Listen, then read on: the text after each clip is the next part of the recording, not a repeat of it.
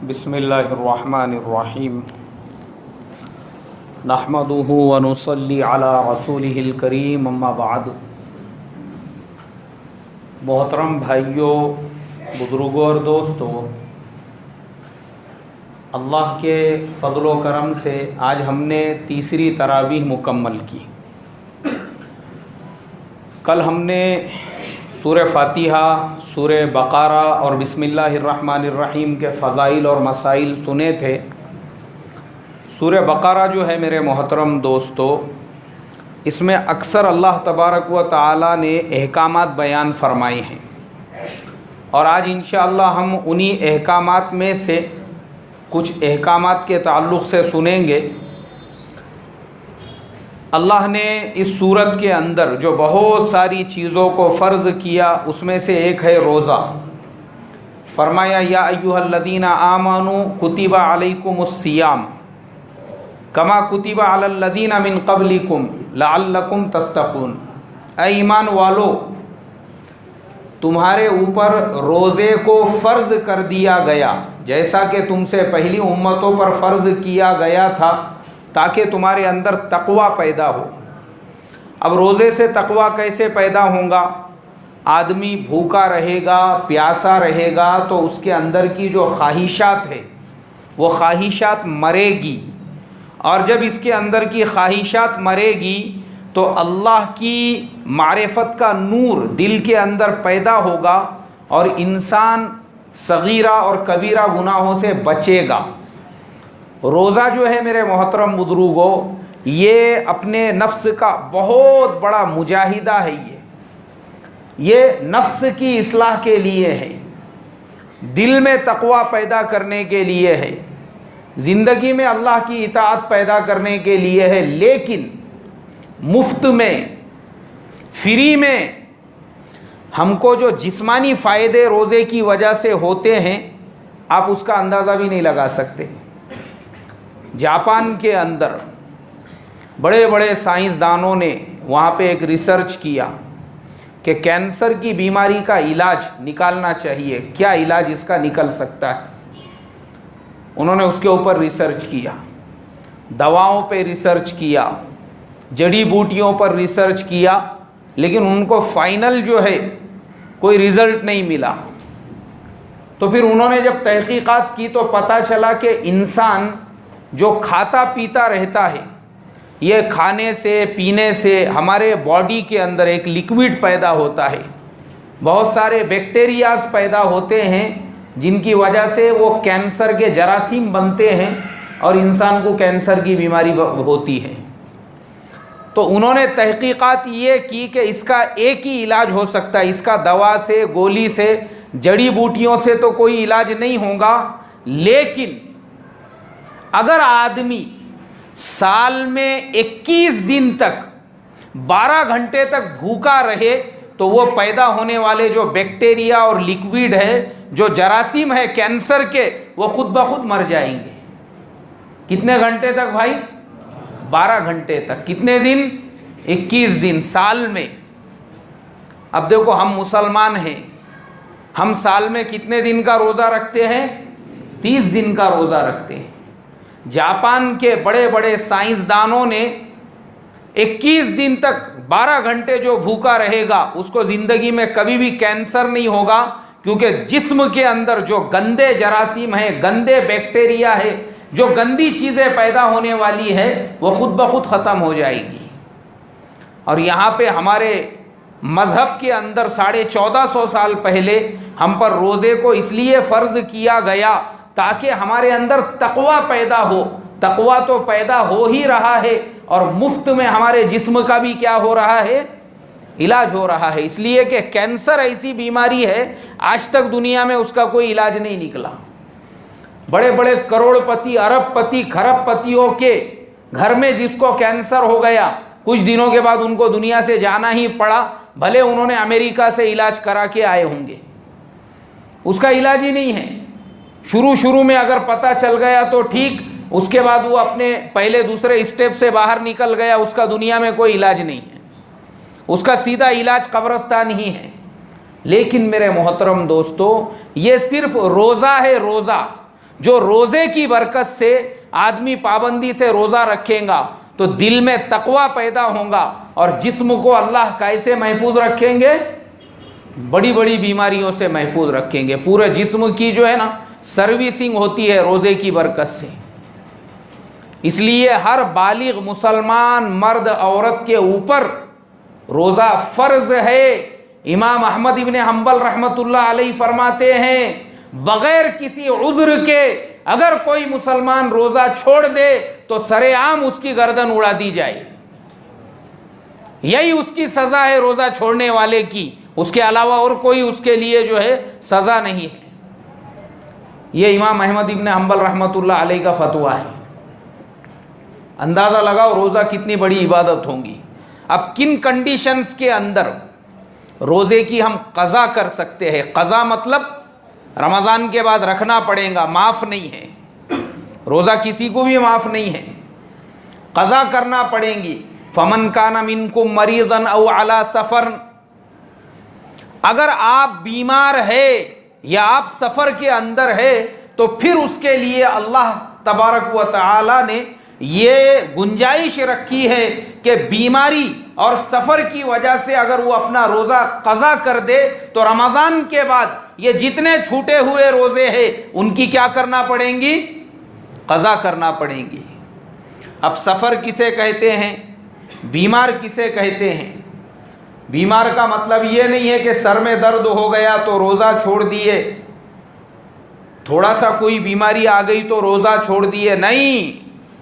ایک مسلمان طبیب، مسلمان ڈاکٹر، وہ پوری طرح سے تحقیقات کے بعد جب آپ کو یہ کہے کہ دیکھو یہ دوا ہے، یہ گولیاں ہیں، یہ میڈیسن ہے، اتنے دن آپ نے استعمال کرنا ضروری ہے اور آپ کو اتنے دن کا روزہ رمضان کے بعد اچھے ہونے کے بعد اس کی قضا کر لینا، اسی کنڈیشن کے اندر اس بیمار کو روزہ قضا کرنے کی اجازت ہے، اس کے علاوہ اجازت نہیں ہے۔ ایک تو بیمار ایسا ہو، اور سفر 48 میل یا تقریباً ہمارے آج کے زمانے کے حساب سے 78 کلومیٹر کا سفر اگر آدمی کرتا ہے تو جس بستی میں پہنچے جہاں پر مسافر کی حیثیت سے 15 دن سے کم اگر اس شہر اور بستی میں رکنے کا ارادہ ہے تو اس حالت کے اندر شریعت اس کو اپنا روزہ قضا کرنے کی اجازت دیتی ہے۔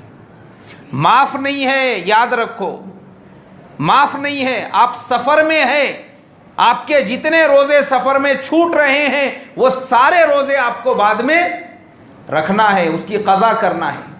تو اسلام نے یہ سہولت دی ہے، فمن کان منکم مریضا او علی سفر۔ اب میرے محترم بزرگوں، دوستو، ہمارا آج کا جو زمانہ ہے یہ ٹرین کا زمانہ ہے، پلین کا زمانہ ہے۔ اگر آدمی سہولت سے سفر میں بھی روزہ رکھ سکتا ہے تو بہت اچھی بات ہے، اس نے رکھ لینا چاہیے، اس لیے کہ رمضان کے روزے کے جو فضائل ہے وہ اس کو حاصل نہیں ہو سکتے، اس لیے روزہ ہر حالت میں رکھنے کا۔ بہت زیادہ سفر میں صعوبت ہے، تکلیف ہے، پریشانی ہے تو پھر اس کے بعد کی بات الگ ہے کہ بھائی جو روزے آپ کے قضا ہو گئے رمضان کے بعد میں آپ اس کی قضا کر لیجئے۔ اب روزے کی حالت میں پھر آگے اور کچھ احکام روزے کے بیان کیے، اس لیے کہ ہم نے اللہ کا شکر ادا کرنا چاہیے کہ ہمارے زمانے میں جو روزہ ہوتا ہے وہ صبح صادق سے لے کر تو غروب آفتاب تک، یہ ہمارا ڈیوریشن ہے روزے کا۔ ورنہ میرے محترم دوستو، اللہ کے نبی صلی اللہ علیہ وسلم کے زمانے میں جب روزہ فرض ہوا تھا اس وقت میں مغرب سے لے کر عشاء تک صرف اتنی دیر کھانے پینے کی اجازت رہتی تھی، پھر عشاء کے بعد میں جو ہے اگر آدمی سو جاوے اس کے بعد اس کو کھانے پینے کی اجازت نہیں رہتی تھی، اپنے بیوی سے صحبت کرنے کی بھی اجازت نہیں تھی۔ حضرت برا ابن عازب رضی اللہ تعالی عنہ وہ ایک مرتبہ افطار کرنا بھول گئے، دن بھر کا روزہ ہے، اب افطار کرنا ہے، بیوی نے کہا کہ میں اپنے گھر سے، اپنے ماں باپ کے گھر سے کچھ کھانا لے کر آتی ہوں تمہارے لیے، تم بیٹھو۔ وہ بیٹھے بیٹھے سو گئے، اب دن بھر کا روزہ تھا، آئی بیوی کھانا لے کر، دیکھا تو شوہر سو گئے ہیں۔ دوسرے دن شوہر اٹھے، اب دوسرے دن بھی روزہ رکھنا تھا، اب پہلے دن جو روزہ رکھے تھے ابھی تک اس کا افطار ہوا تھا کیا؟ نہیں ہوا. اب دوسرا بھی دن آیا, دوسرے دن کا بھی روزہ رکھے اور دوپہر میں بے ہوش ہو گئے اللہ کے نبی صلی اللہ علیہ وسلم کی مجلس کے اندر. تو اللہ کے نبی صلی اللہ علیہ وسلم نے تحقیقات کی, پتہ چلا کہ کل کا ابھی تک انہوں نے افطار نہیں کیا. تب قرآن پاک کے اندر اللہ تبارک و تعالی نے پورے یہ جو ڈیوریشن ہے صبح صادق سے لے کر تو غروب آفتاب تک, جو اس کو تاگے سے اللہ تبارک و تعالی نے تعبیر کیا. تو صبح صادق سے لے کر غروب آفتاب تک یہ ایک ہمارے لیے وقت مقرر کیا گیا روزہ رکھنے کا. اب اس کے بعد آپ کو پوری اجازت ہے, جیسے ہی غروب آفتاب ہو گیا آپ کا دل جو چاہ رہا ہے آپ کھا سکتے ہیں, آپ اپنی بیوی سے صحبت کر سکتے ہیں. اب میرے محترم بزرگوں دوستو, اتنی سہولت ہو گئی روزے کی حالت میں. آگے ہم بڑھتے ہیں. اللہ تبارک و تعالیٰ نے اب حج کے احکام بیان کیے, اور حج کا جو مہینہ ہے اس کو فرمایا الحج اشہر معلومات فمن فرض فیہن الحج فلا رفث ولا فسوق ولا جدال فی الحج وما تفعلوا من خیر یعلمہ اللہ وتزودوا فإن خیر الزاد التقوی واتقون یا اولی الالباب. یعنی اللہ تبارک و تعالیٰ نے حج کو جو فرمایا ہے کہ حج ایسا ہونا چاہیے جس میں نہ لڑائی جھگڑا ہو, نہ گالی گلوچ ہو, نہ جس کے اندر تیری میری ہو, نہ جس کے اندر کوئی کسی بھی قسم کی کوئی برائی نہ ہو, بلکہ حج صرف اور صرف تقوی کی بنیاد پر ہو. اور فرمایا وَتَزَوَّدُوا فَإِنَّ خَيْرَ الزَّادِ التَّقْوَى, اور جو توشہ بھی ہے حج کا وہ تقوی ہے. تقوی اس لیے تقوی کو ہی اپنا توشہ بنا لو. اس کے آگے پھر فرمایا کیونکہ اس زمانے میں جب حج ہوا کرتا تھا تو حج کے وقت میں بھی لوگ لڑائی کرتے تھے, جھگڑے کرتے تھے, تیری میری ہوتی تھی. اس کے لیے قرآن میں یہ آیت ہے, کیونکہ اللہ کے نبی نے, میں نے پچھلے جمعہ کو بتایا تھا, پوری زندگی میں ایک ہی حج کیا ہے. آپ نے پہلا حج کیا اور وہی آپ کے زندگی کا آخری حج تھا, پہلا بھی اور آخری بھی. تو یہ آیتیں اسی زمانے کے اندر نازل ہوئی. اب اس زمانے کے اندر چونکہ میرے محترم دوستو یہ عرب جو ہے زمانہ جاہلیت کے اندر جب حج کرنے کے لیے آتے تھے تو مینا میں یہ مشاعروں کی مجلسیں لگاتے تھے, کیونکہ وہ زمانہ جاہلیت کا زمانہ تھا. اب مشاعروں کی جب مجلسیں لگاتے اس میں اپنے باپ دادا کی بڑائیاں بیان کرتے تھے, ہمارے باپ ایسے, ہمارے دادا ویسے. اب وہ شاعری جو ہوتی تھی, شاعری جیسا میں نے پچھلے تفسیر میں بتایا کہ عربوں کو اپنے باپ دادا کے نام پر اور ان کے اوپر بہت فخر ہوا کرتا تھا. تو قرآن میں اللہ نے آیت نازل کی فَإِذَا قَضَيْتُم مَّنَاسِكَكُمْ فَاذْكُرُوا اللَّهَ كَذِكْرِكُمْ آبَاءَكُمْ أَوْ أَشَدَّ ذِكْرًا.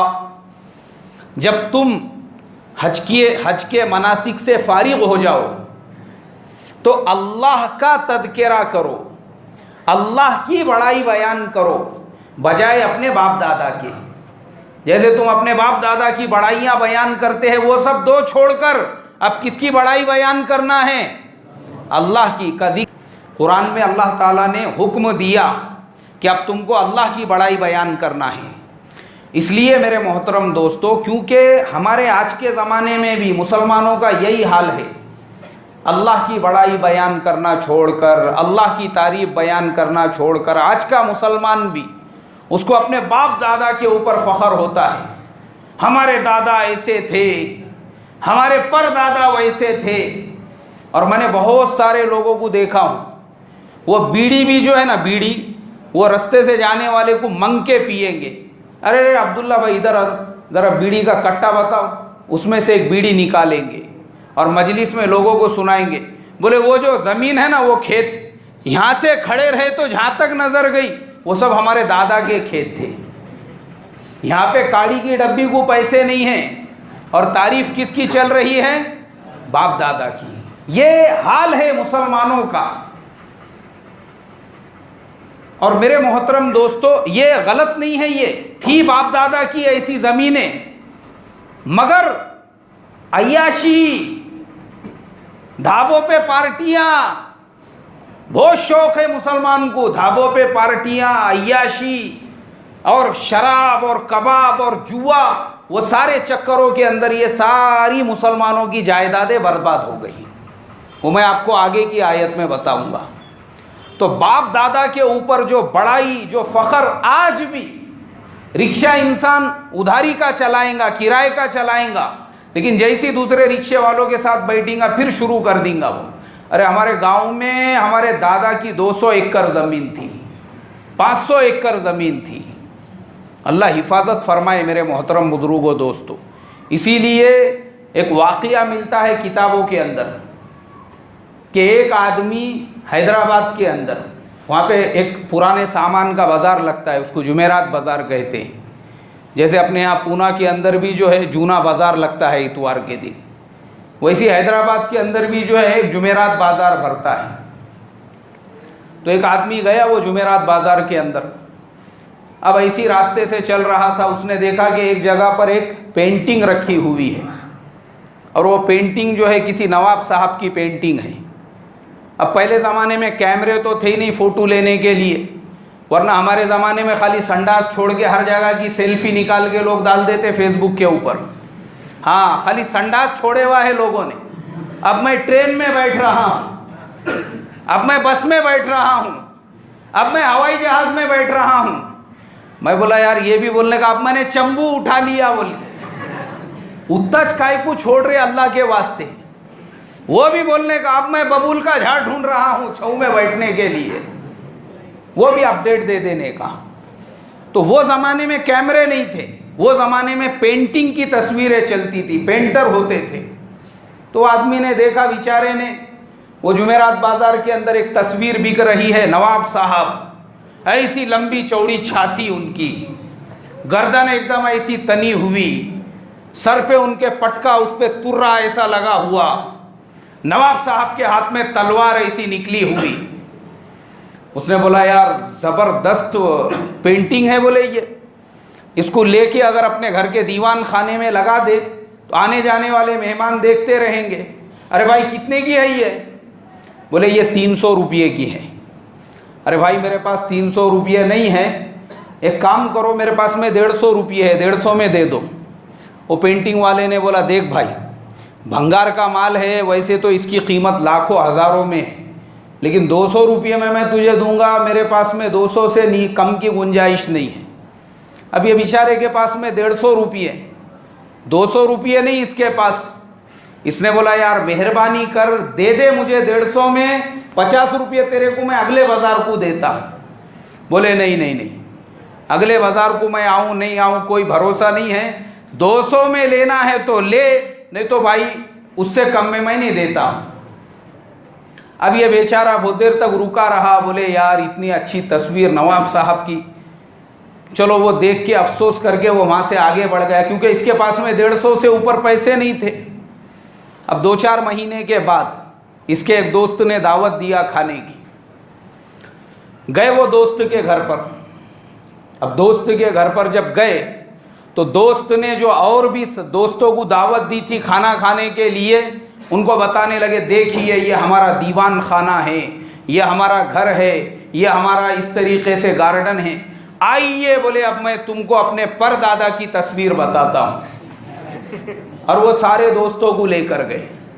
لے جانے کے بعد دیوار پہ وہی نواب صاحب کی فوٹو تھی، اور وہ بتانے کے بعد انہوں نے سارے دوستوں سے کہا، بولے ہمارے دادا، میں جو بولتا ہوں نا یہ ہمارے پر دادا ہے، دیکھو بولے ہمارے پر دادا کیسے ہے، کیسی ان کی چھاتی ہے، کیسے ان کے سر پہ پٹکا ہے، کیسے ترا نکلے ہوا ہے اوپر سے، ہاتھ میں کیسی تلوار انہوں نے پکڑی ہوئی ہے. اب یہ بیچارہ جس کے پاس 50 روپئے کم تھے، وہ بھی تھا وہ لوگوں میں، وہ آیا آگے، اس نے اس کے کھاندے پہ ہاتھ رکھا، بولے یار 50 روپئے کم پڑ گئے بولے اس دن، نہیں تو یہ میرے پردادا رہتے تھے. 50 روپئے کم پڑے بولے یار، 50 رہتے نا اگر میرے پاس، یہ میرے دیوان خانے میں رہتی تھی اور یہ میرے پردادا رہتے تھے بولے. تو مسلمان جو ہے میرے محترم دوستو، بھلے رکشہ بھاڑے کا رہنے دو، بیڑی کی اوقات نہیں ہے پینے کی، گائے چھاپ زردہ دوسرے کو منگیں گے، زردہ دے رہے تھوڑا سا، دیکھ چننے والا ہے کیا کوئی، لیکن بڑائیاں بڑی بڑی باتیں کریں گے، ہمارے باپ ایسے، ہمارے دادا فلانے ایریے کے زمیندار تھے، جاگیردار تھے، ایسے تھے۔ اللہ حفاظت فرمائے۔ اب اس کے بعد میرے محترم دوستو آگے کی آیت میں ہم بڑھتے ہیں، فرمایا یسألونک عن الخمر والمیسر قل فیہما اثم کبیر ومنافع للناس واثمہما، اور دوسرے لوگ آ کر سوال کرتے تھے، اے محمد صلی اللہ علیہ وسلم، اسلام شراب اور جوئے کے بارے میں کیا کہتا ہے؟ شراب اور جوئے کے بارے میں کیا کہتا ہے؟ یسألونک عن الخمر والمیسر، شراب اور جوئے کے بارے میں کیا کہتا ہے؟ اللہ نے آگے فرمایا قل، کہہ دیجئے، فیہما اثم کبیر ومنافع للناس واثمہما اکبر من نفعہما، یہ جو شراب ہے، یہ جو جوا ہے، اس میں فائدہ تو رتی برابر کا بھی نہیں ہے، لیکن اس میں صرف اور صرف نقصان ہے، اور یہ بہت بڑا گناہ ہے، کبیرہ ہے۔ آگے چل کے تو اللہ نے 7ویں پارے میں اس کو حرام قرار دے دیا۔ اب میرے محترم بزرگوں دوستو، وہ جو باپ دادا کا ابھی میں آپ کو بتا رہا تھا، وہی باپ دادا کی پراپرٹیز مسلمانوں نے شراب اور جوؤں کے چکروں میں کیسے برباد کر دیے۔ دیکھو قرآن میں 1450 سال پہلے فرمایا کہ شراب اور جوا یہ صرف اور صرف کیا ہے بھائی؟ بربادی ہے، یہ بربادی، اس کے علاوہ کچھ بھی نہیں۔ اور آج کا مسلمان میرے محترم بزرگوں دوستو، یہ جو باپ دادا کے زمانے کی 100 200 ایکڑ زمینیں، یہ بڑے بڑے آم کے باغات اور پراپرٹیز اور جاگیریں، یہ سب جو مسلمانوں کی برباد ہوئی اسی شراب اور جوئے کے چکر میں، اسی شراب کے چکر میں، اسی جوئے کے چکر میں مسلمان برباد ہو گئے، برباد۔ ایک بستی میں مجھے جانے کا موقع ملا، اب وہاں پر ہم گئے تو ایک صاحب جو ہے وہ رکشہ چلاتے تھے، تو بس اسٹینڈ پہ ہی وہ مل گئے، ہم بیٹھے ان کے رکشے میں، تو میں نے ان کو بولا، یار تمہارے والد صاحب کو میں پہچانتا ہوں اچھے طریقے سے، تمہارے والد صاحب وہ نا تمہارے دادا کی فلانی جگہ پہ آم کے 25 ایکڑ کا باغ تھا، سنترے کا ایک کچھ 25-50 ایکڑ کا تھا، اس کے بازو جو ہے بڑی زمین تھی، بڑے کھیت ہوا کرتے تھے، یار تم اتنے بڑے زمیندار خاندان کے پوترے ہو، تم رکشہ کیسا کیا چلا رہے ہو؟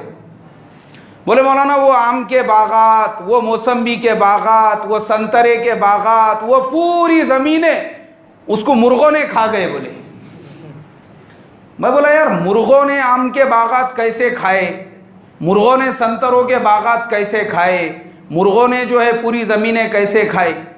بولے کیسا ہے، ہمارے جو باپ دادا تھے، ہمارے والد اور ان کے پورے بھائی، ہر ایک کے حصے میں 30 ایکڑ وہ زمینیں آئی تھی، بہت شوق مرغوں کی پارٹیاں کھانے کا، کہاں پہ دعوت؟ آج فلانے ڈھابے پہ دعوت۔ بولے امریکہ میں جو دوست احباب رہتے، چلو آج کس کی طرف سے؟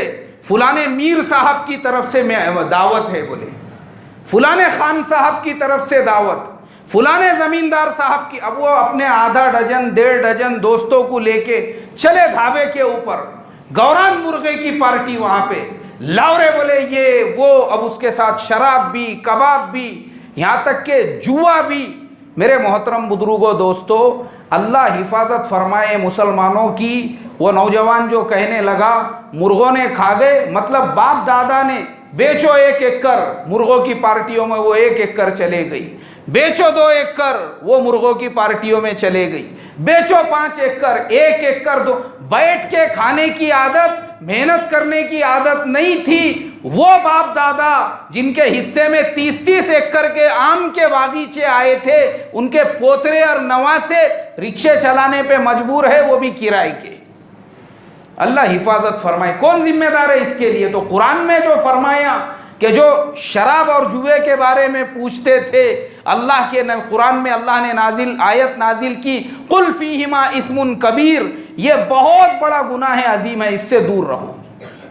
اور آج بھی وہ لوگ 2-2 کروڑ روپیوں کے فلیٹ میں رہنے والے مسلمانوں کو عادت لگ گئی آئی پی ایل کا سٹا کھیلنے کی. کون سا سٹا کھیلنے کی بھائی؟ آئی پی ایل کا جوا کھیلنے کی. اور یہ آئی پی ایل کے سٹے کے نعت کو لگے, آئی پی ایل کے جوئے کے نعت کو لگے. پتا چلا جو 2 کروڑ کے بنگلے میں 2 کروڑ کے فلیٹ میں رہتے تھے انتقال ہو گیا. جتنا کمائے تھے وہ سب سٹے والوں کے ہاتھ میں چلا گیا. پھر قرضہ باقی ہے تو وہ جو گھر میں رہتے تھے وہ گھر بیچنا پڑا. سوچو یہ ایسا کیسا خود غرض انسان ہوگا, اپنے جوئے اور سٹے کے لیے بیوی بال بچوں کو روڈ پہ لے کر آ گیا. اس نے یہ مر گیا, چلے گیا دنیا سے, لیکن بیوی بال بچوں کو جو رہتا گھر تھا وہ بھی بیچ کے جو ہے لوگوں کے قرضے ادا کرنا پڑے. یہ صرف آئی پی ایل کے سٹوں کی وجہ سے. اور بہت شوق مسلمانوں کو. آج مسلمان میرے محترم دوستو گاؤں میں دیہاتوں میں یہ آئی پی ایل کا سٹا خالی ہمارے بڑے شہروں میں نہیں رہا, یہ گاؤں میں پہنچ گیا. گاؤں کھیڑے پاڑوں کے اندر زمینیں بیچ بیچ کے مسلمان برباد ہو رہے ہیں یہ آئی پی ایل کے چکر کے اندر. ہاں, ایک نوجوان کے ابا کا فون آیا, ارے مولانا ہمارا چھوکرا ہے نہیں بولے گاؤں میں, پونے میں دکھا تو بولو. میں بولا ٹھیک ہے, میں گاڑی چلاتے چلاتے دیکھتا ادھر ادھر ملا تو بولتا تم کو. ایسا کیا ہو گیا؟ میں بولا گاؤں چھوڑ کے چلے گیا.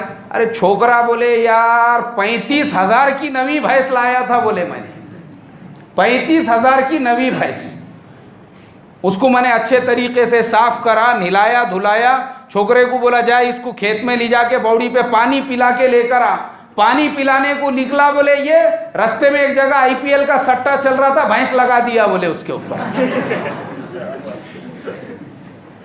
وہ بھینس لگا دیا بولے آئی پی ایل کے سٹے کے چکر میں, ہار گیا, بھینس بھی گئی اور خود بھی بھاگ گیا بولے گاؤں چھوڑ کے. نہ بھینس کا پتہ ہے نہ اس کا پتہ ہے, بولے پریشان ہوں بولے میں.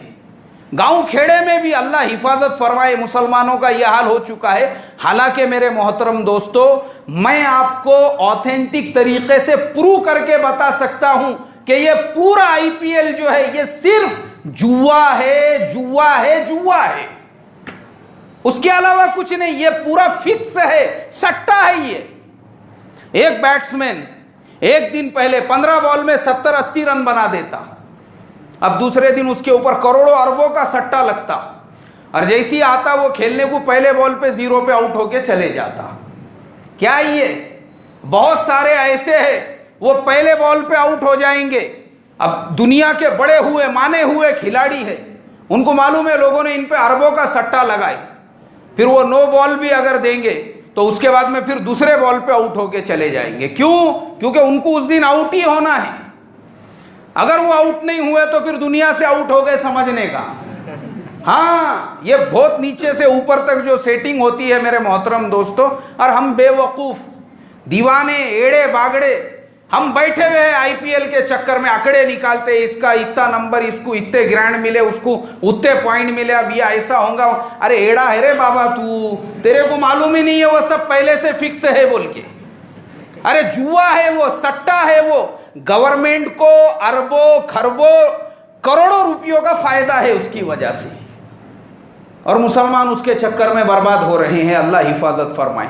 وہ تو اللہ کا شکر ہے کہ رمضان سے پہلے نمٹ گیا وہ, ورنہ رمضان کے اندر تراویح چھوڑ چھوڑ کے ہمارے نوجوان اس کے چکر میں برباد ہو رہے تھے. اس لیے میرے محترم بزرگوں دوستو مجھے افسوس اس لیے ہوتا ہے, یہ جو بچے ہیں نا, معصوم بچے جن کو ہم نے پیدا کرے, جو ہماری اولاد ہے, جن کے ہم باپ ہیں, جن کے ہم دادا ہیں, ان فرض ہے باپ کے اوپر دادا کے اوپر کہ وہ اپنے پوتروں کے لیے اور باپ اپنے بیٹوں کے لیے ایک اچھا گھر چھوڑ کر جائے, ان کے لیے کچھ پراپرٹی چھوڑ کر جائے, ان کو ننگا بھوکا چھوڑ کر نہ جائے. جو ہمارے زمانے میں اپنی خواہشات کے اوپر, اپنی خواہشات, اپنے کو شوق سب ہار گئے جوئے سٹے کے اندر, اور وہ بچے روڈ پہ آ رہے باپ کا جنازہ اٹھنے کے بعد.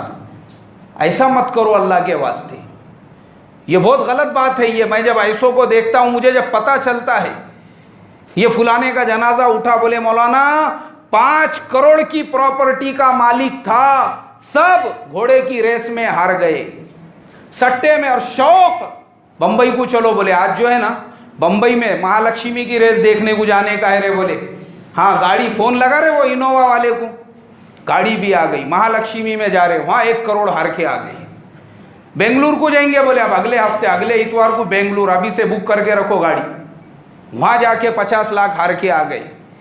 पूरे यानी घोड़े की रेस में, IPL में, सट्टे में, जुए में पूरी प्रॉपर्टी बर्बाद करके चले गए, और बाद में वो बच्चे जो थे मासूम वो कहाँ पे आ गए?